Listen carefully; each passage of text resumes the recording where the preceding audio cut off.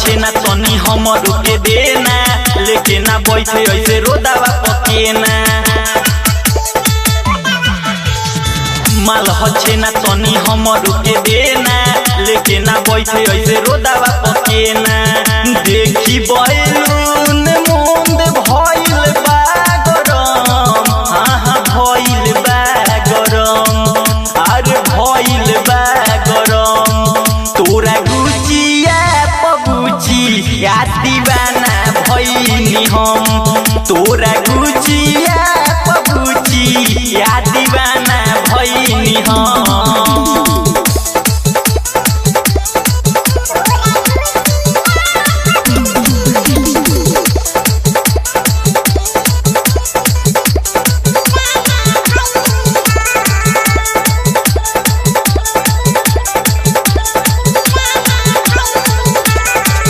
होली के दुकान जो अपन तू देखावेलू, बूढ़ावा जवान के मन छान छानावेलू। होली के दुकान जो अपन तू देखावेलू, बूढ़ावा जवान के मन छान छानावेलू। कोरोना तना चीज पगुमान हो, कौना बरांद के ही हवे सामान हो। कौन कौन कोइले बारू जानी ले करम, हम जानी ले करम, हाँ जानी ले करम। तोरा गुचिया पगुची या दीवाना भइनी हम, तोरा गुचिया पगुची या दीवाना भइनी हम।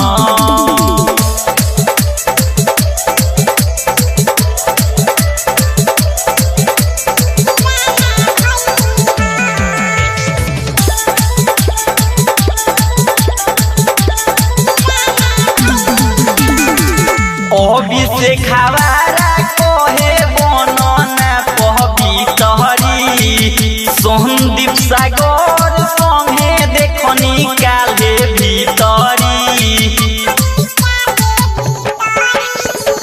ओहबी से खावारा कोहे बनना पहबी तहरी, सोहनदीप सागर संगे देखनी काले भीतरी।